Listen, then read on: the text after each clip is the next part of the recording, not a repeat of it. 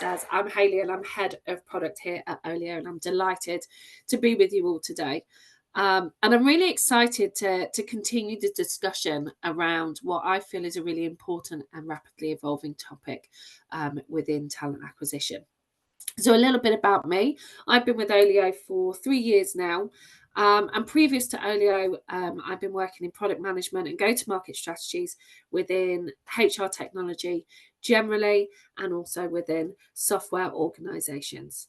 But I'm really excited to be able to share some of my expertise from being able to work directly with organizations that have already started on their AI adoption journeys, and kind of the challenges and barriers to adoption that we're overcoming, but some really practical ways that you can have an impact on your organization, on your own day-to-day working practices, and equally really impact candidate experience to secure those quality candidates that you're expressing is quite challenging at the moment.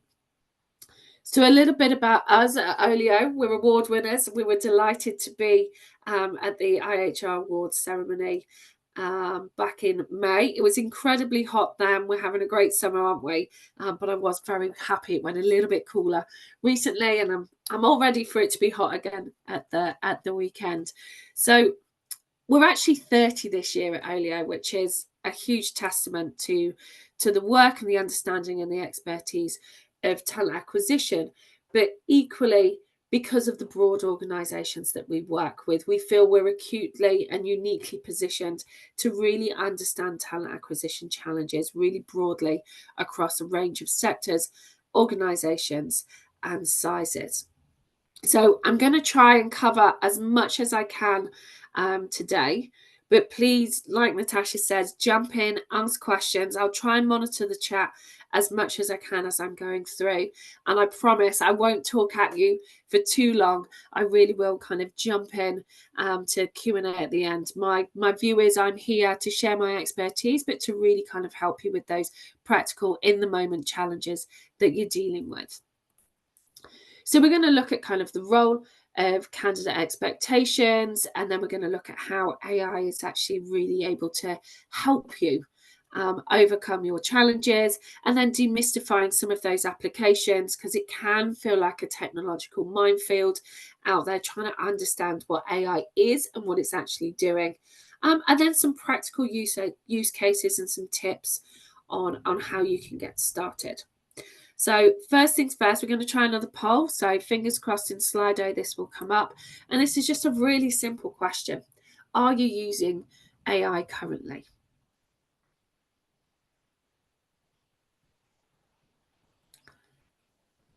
So hopefully you'll be able to get back into Slido to answer that. And this is just a really quick pulse to help me kind of with how I'm positioning going forward throughout the session. I can see lots of you joining now, which is great. Yeah, there's a few people writing in the chat function as well. So if for whatever reason you're unable to get onto Slido, you can pop it in. Oh, there's some interesting ones, like personally people are, but they're not using it within their team. And I think that's becoming quite common actually within organizations. So yes and no. I love that. Yes and no.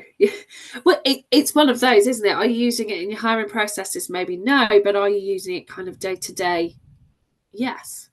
It's I feel that mix is becoming quite strong across organizations. So yeah, yes and no needs to be in the chat, doesn't it? So no, that's great. Thanks everyone. That's a really good insight for me. Okay, perfect. So let's carry on. Okay, so today is all about the candidate experience. And I would say, we've all heard that saying that communication is key. And personally, I don't think that's truer anywhere else other than talent acquisition. And this slide is here to really kind of highlight these significant and often hidden, misunderstood costs of poor communications throughout that candidate journey. So if we think about that impact on candidate experience, And particularly when we think about Generation Z, Generation Alpha, or collectively Generation Phoenix, which is something I learned the other day because they like to interact and make decisions in the same way. Coupled with a competitive landscape, candidates actually have choices at the moment. So if our communication is slow or it's inconsistent or even non-existent, that can send a really powerful negative message to candidates, and they can feel that they're not a priority or even that we're not really valuing the time. And that can lead to frustrated candidates, and they will quickly disengage.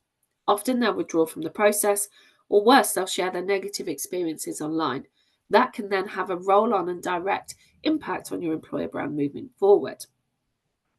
But then if we start to think further down the line and the impact that poor communication and poor candidate experience can have on offer acceptance. So you imagine you found that perfect, qualified, quality candidate, but due to poor communication or lack of timely updates or unclear expectations, or even a slightly clunky offer process, they've already moved on, they've accepted another role. And that impact is much broader than that lost candidate. It's wasted investment of time, resources spent on sourcing, interviewing, and assessing. So we're essentially leaving that top talent on the table because we failed to connect effectively. And then finally, and perhaps most critically, poor communication directly affects the whole hiring efficiency and time to hire. So if you think about it in terms of every unanswered email, every delayed update, and every repetitive clarification, that can extend your hiring cycle. Now, that's more than an inconvenience when we're all being asked to do more with so much less. It can significantly impact your operational costs. And actually, it can impact team productivity in the long run, project timelines, and ultimately our organization's bottom line. So we have to think about candidate experience and great communication as strategic objectives within our organization. And we have to think about how we can improve that. Now, I'm not all doom and gloom, I promise. And this is where we have great news. This is exactly where AI can step in to revolutionize how we're engaging and communicating with our candidates. So let's pivot to more positive and exciting ways that AI is fundamentally transforming talent acquisition. And this isn't just for the candidates, but it's specifically for you as recruiters. And I say this in every presentation I do, every webinar, every public speaking event. AI isn't here to replace your human expertise as recruiters. It's here to empower it. It's here to make your role more strategic, efficient, and ultimately more rewarding. So if we think about that in terms of boosted efficiency and time savings. So first and foremost, if we think about AI, it can dramatically boost your efficiency and it can free up your valuable time. Now, I can see in the chat that some of you are using it just for yourself personally, and you're feeling an impact, I'm sure, and it's reducing that overwhelm of the pure amount of work that you're having to do with reduced budgets. So think about it in terms of those manual, repetitive tasks that consume your day. So sifting through hundreds of applications, manually scheduling interviews, or answering the same common candidate questions over and over again. AI can completely automate those processes. So imagine AI resume screening that quickly identifies those most qualified candidates based on your predefined criteria. What are those killer questions that you need in your process? What are those critical skills? AI can help you identify them and signpost you and guide you to the most qualified candidates in those application pools. It can help to surface that top talent in minutes rather than hours or sometimes even days. Then think about chatbots. So they can handle initial candidate inquiries 24/7. So when we think about the youngest generation coming in, even late millennials, they want information there and then. They want to digest it in the moment. They don't want to be hunting through your career site. They just want their questions answering. And intelligent chatbots can do that. And they can even schedule interviews for you. They can go beyond the basics. And that means you're spending so much less time on those administrative burdens and more time on what truly matters, building genuine relationships, conducting meaningful interviews, and connecting with candidates on a real human level. So you're no longer bogged down with the busy work. You're actually able to now focus on those high value, more strategic objectives. So let's break down what some of this technology is and what it's actually doing. And I'm going to touch on chatbots here because I feel like they really do still have a bit of a bad rap. We were all there in the early 2010s through to the early 2020s where they were static, they were based on predefined criteria, they were rule-based, they were scripted, they were just clunky and hard work. And we all had that bad experience. And when we've had a bad experience, it's hard to move past that. But actually, they've not just had a transformation, they've had a full glow up, in my opinion. So from 2023 to 2024, they started to learn context. They started to learn from their interactions that they previously had, and they were starting to be able to understand the intent of the question that was being asked of them. Now, fast forward to 2025, and they are, they're unrecognizable in their new state. They're open-ended. They use advanced natural language processing. They continuously improve. They're able to process context as well as intent behind those interactions. And it's very fluid and natural in the way they're answering them. So for candidates, they're able to quiz and ask questions in a non-scripted way, and those chatbots are able to answer in your tone of voice critically as an organization, but in a really natural way, responding to the candidate and providing that critical information they need to help them make a decision on whether to apply for a role with your organization. So we think about chatbots and think about 24/7 engagement, but for me, that means recruiter freedom. That means you're not walking in on a Monday and having to deal with 300 emails that have come in from candidates or whatever that number might be. But actually, it helps you to move into delivering unprecedented personalization and engagement at scale. So if we start to move beyond those chatbots, we can also start to look at, okay, how else can we use these AI tools and this technology to tailor messages and provide job recommendations to individual candidates based on their predefined preferences? How can we make candidates feel seen and valued? Because we're able then to provide them with timely and proactive updates. We can let them know where they are in their application statuses really simply. We can avoid those candidate black holes where we've all probably still got some bottlenecks in our processes. We can utilize AI to overcome those. But that level of personalized interaction, which is impossible to deliver when you're trying to do that manually over hundreds, maybe thousands of candidates, can keep your candidates, number one, informed, but number two, highly engaged. So that means for you, there's far less follow-up questions, there's far less candidate drop-off, and there's a significant improvement in perception of your organization. So by utilizing AI in these ways for those personalized interactions, you can really cultivate positive experiences for every single candidate. So that enhances your personal brand as a recruiter, but equally it can boost your employer brand. Now, if we move beyond those kind of updates and those answering questions, we start to think about AI in a way of being able to transform your outreach and your attractions. A lot of you said this morning that actually quality and qualified candidates is challenging. And for me, this is where looking at how you're utilizing AI for your job descriptions, how that you're able to take job descriptions to then create really engaging job adverts or social media posts to promote your job postings. But think about it in terms of not just building you a job description or building you a job advert. Look at tools that can actually give you SEO-friendly job descriptions in seconds. So you're going to show up in more of those natural searches and those Google searches and those AI searches that candidates are doing. But also make sure you're utilizing tools that do inclusive language. Creating that cultivating and bringing in that diverse workforce is more critical than ever.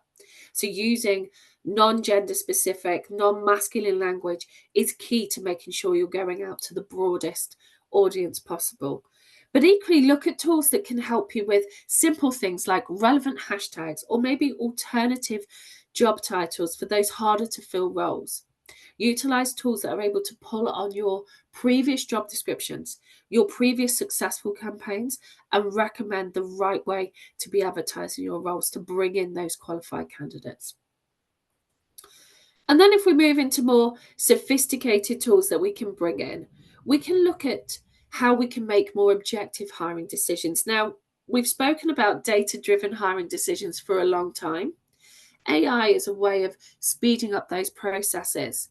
So we really need to start thinking about how we can automate screening and have those data-driven insights. We all have predefined criteria for the candidates and critical skills and experience that we're looking for.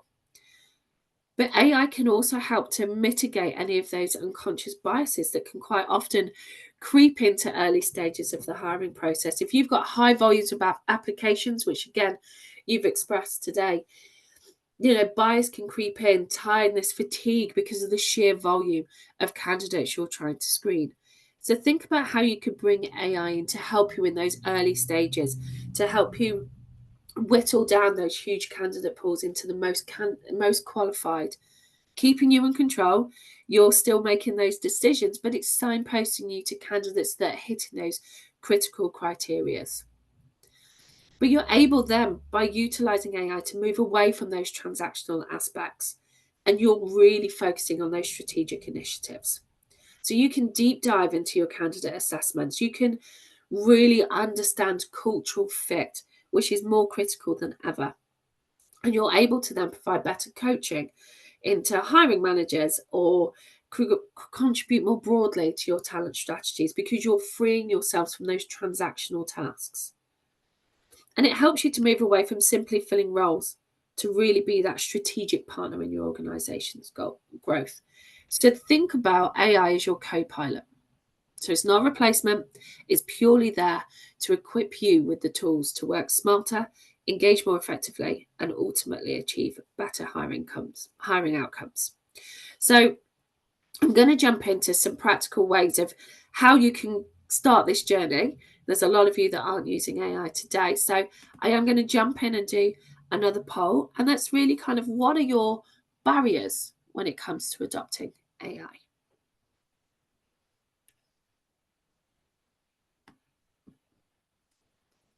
Okay. Hopefully you can see the poll up now. I see a few people typing. If not, the previous link should still work for you. Let me see if I can pop it in. No, it's great to see that people are, really starting to engage it. I think it's Layla that's like, I couldn't be without AI. I have to say, I am in that camp 100%. I use it for so many things.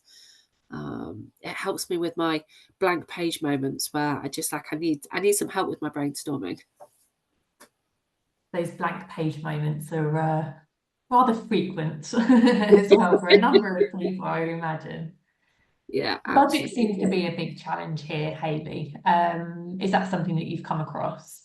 Yeah, absolutely. And I think I'm going to go into some practical ways. And I think there's a perception of cost when it comes to AI because it's new technology. People naturally think it's going to be more expensive, particularly if you're trying to adopt it in its early part of its life cycle. You think about the latest technology comes out on a smartphone or a TV, tends to come with a higher cost. But hopefully, I'm going to break that cycle and that thought process as we move into the next part. So yeah, some really interesting responses there. So thank you again. It's really useful to me to kind of understand what's happening. Yeah, I'll keep it open for the time being, as long as it's not affecting your viewing there, Hayley, just for people No, who not are at all. typing. No, that's great. No, that's great. And obviously, if people kind of think of different things as I'm going through here or a different challenge, we can bring that into the Q&A. So, okay, so AI readiness is something that I'm talking about more and more. And this is something we've created really recently because I've been running sessions about overcoming the adoption barriers because this is a big change for organizations. And for me, it's actually about how do we identify those real barriers.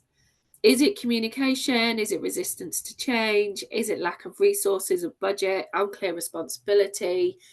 I feel like there's a bit of a cooking pot, and people aren't really quite sure exactly what that challenge is.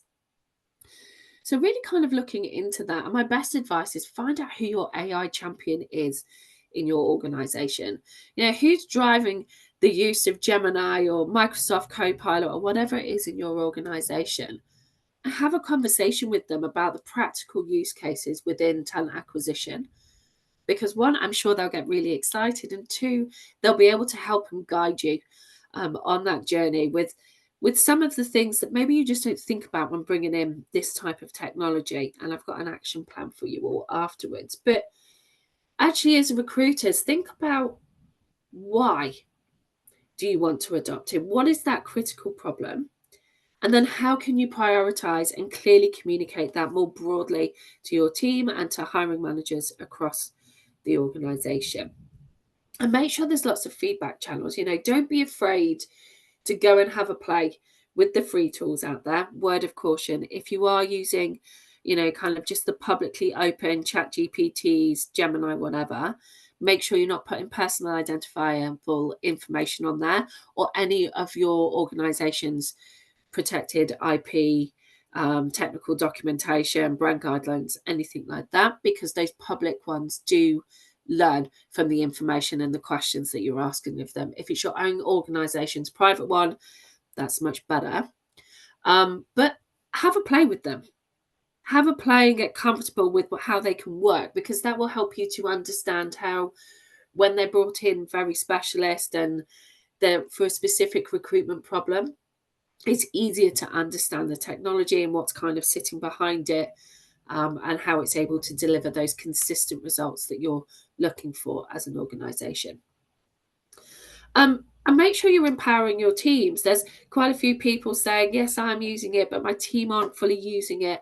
How can we break that cycle? How can we get everybody more comfortable with utilizing AI generally? Because then you're able to bring it in to your recruitment processes and really start to see the impact. And I have got a little case study at the end that will just show you in a really low risk way how you can have a huge impact on your recruitment processes. So this is just a really nice, quick guideline. I've got six points for you to think about when you're looking at adopting it. First of all, start small. Start small, but know who your senior stakeholders are. If you know who they are and who's going to help you get buy-in, brilliant. Know your legal and compliance processes. Now that can feel overwhelming. Pull on your senior stakeholders to help you with that. For AI, you are going to have to go through things like data protection impact assessments. You are going to have to get maybe AI addendums in your organization. Feels overwhelming? Pick a vendor that's going to give you all of that information to keep that process nice and simple, is another top tip. But this third one for me is critical. Select an easy to adopt AI project.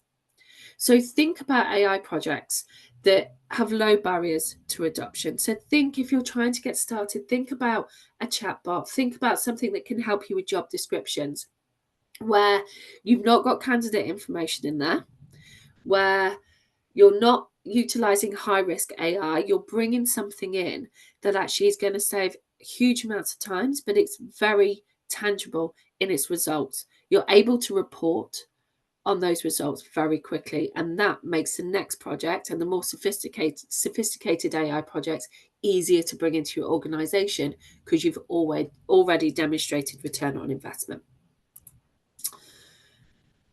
Make sure you're selecting a supplier that's working in line with their regulations. EU AI Act is the most relevant one here. It is likely that UK will be very similar to that when it comes out. And that is about transparency. Make sure they can explain what the AI is doing in a very understandable way. Make sure there is always a human in the loop. So there's always a way for a human to override and to make that final decision.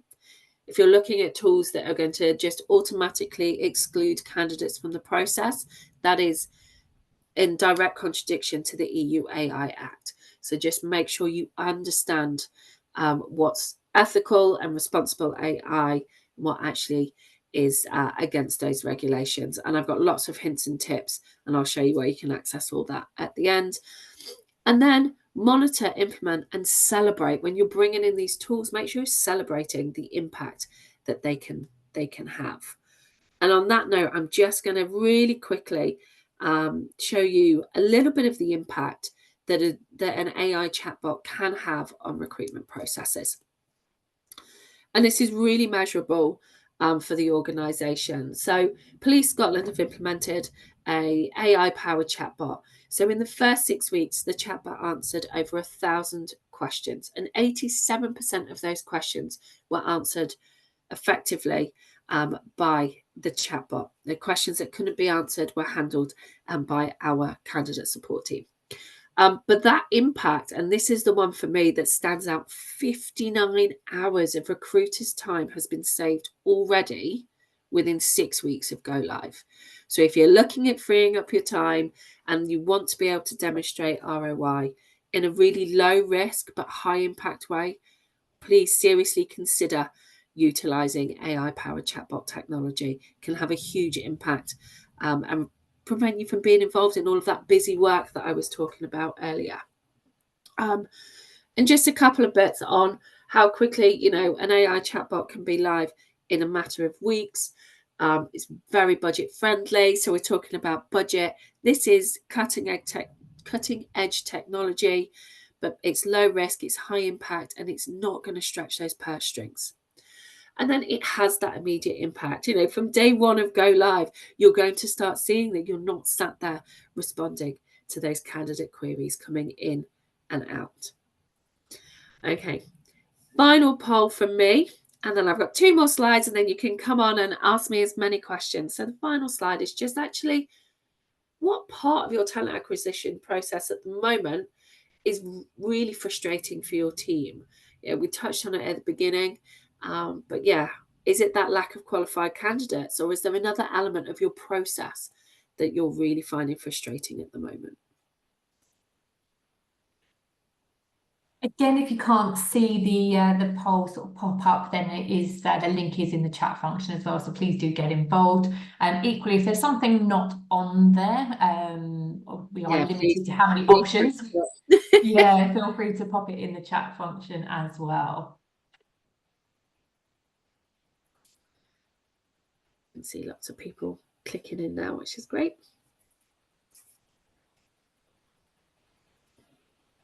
Can you see the results as they come through, Hayley, or is it? Yeah, when it closes, they all come up. I can see lots of people coming in. So once it shuts down, I'll be able to see that.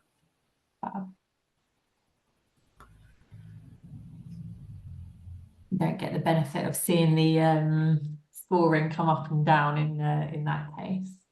That's all good. We'll give it another 30 seconds or so. That's cool.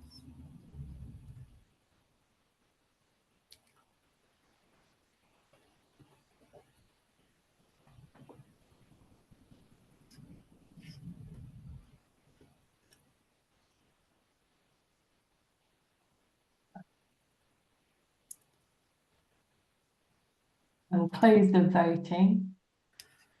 Perfect. And hopefully you can see the results there. Yeah, sourcing and screening. Absolutely. Huge problems at the moment for organisations. And there are some great tools out there. I've touched on things like job descriptions and job adverts, but there are some great tools out there to really help you with knowing where to advertise for certain roles based on previous campaigns and previous successes. So start thinking about utilising those tools. And I know somebody has mentioned today they're utilising LinkedIn when they're doing headhunting now, and that's saving them time. So really kind of drill in and investigate the tools that you're already using, as well as looking what else is out there. You'll find that there's lots of innovation happening at the moment generally. So just a little tip from me. Everybody's innovating, so just kind of get on top of those and just see what's coming up in people's roadmaps that's going to be able to help you. And this is just, my advice: start small.